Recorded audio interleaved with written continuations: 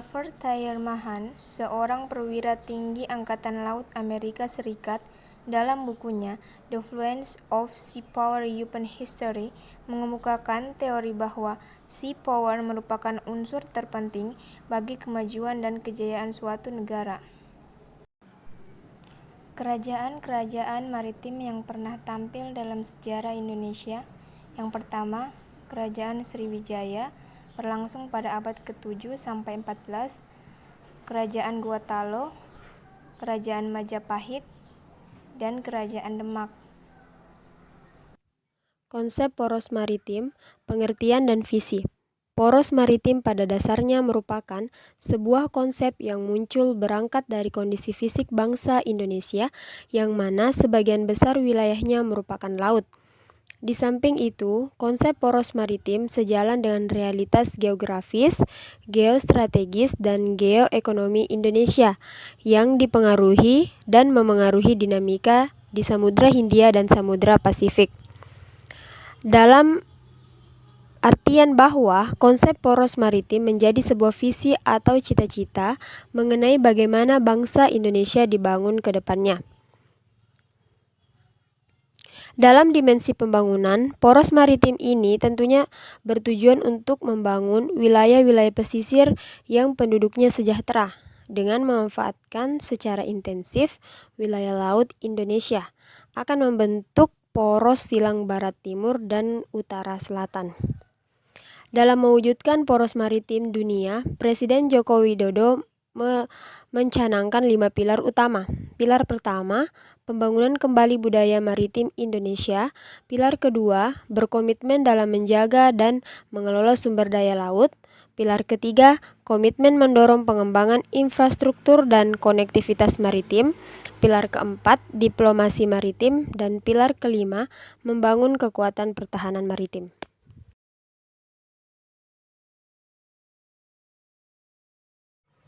2. Paradigma kemaritiman, yaitu 1. Perikanan tangkap, 2. Perikanan budidaya, 3. Industri pengelolaan hasil perikanan, 4. Industri bioteknologi kelautan, 5. ESDM atau energi dan sumber daya mineral, 6. Pariwisata bahari, 7. Hutan pantai atau mangroves, 8. Perhubungan laut, 9.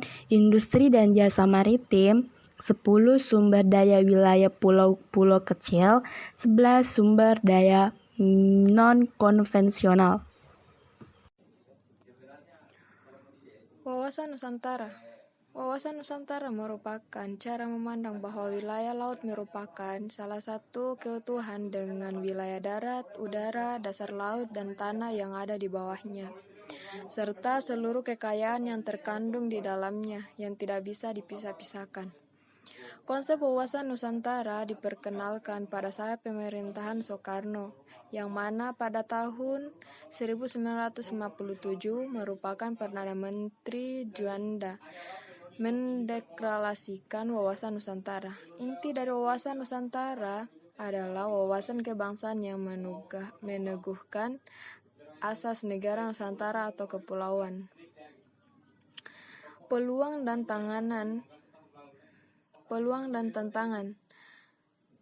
Negara-negara yang memiliki 4 titik strategis yang dilalui 40% kapal-kapal perdagangan dunia, yaitu Selat Malaka, Selat Sunda, Selat Lombok, dan Selat Makassar.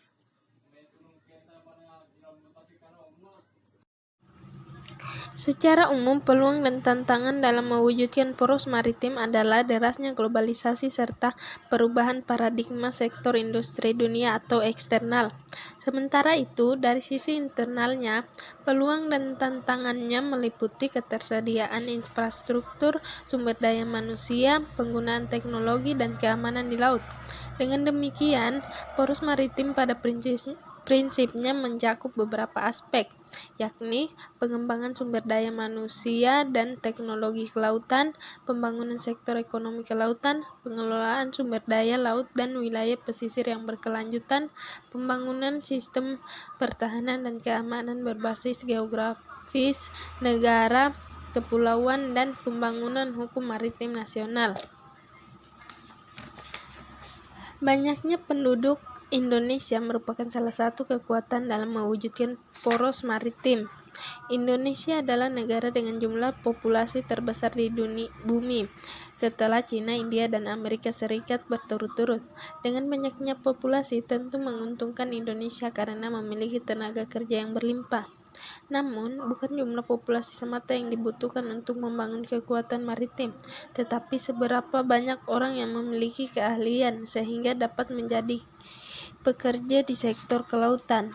Salah satunya adalah membangun infrastruktur maritim secara masif. Dengan membangun infrastruktur maritim, dengan sendirinya pemerintah menciptakan lahan dan pasar yang dapat mendorong tumbuhnya berbagai aktivitas industri maritim yang memunculkan investor-investor baru dan pertumbuhan ekonomi. Terima kasih.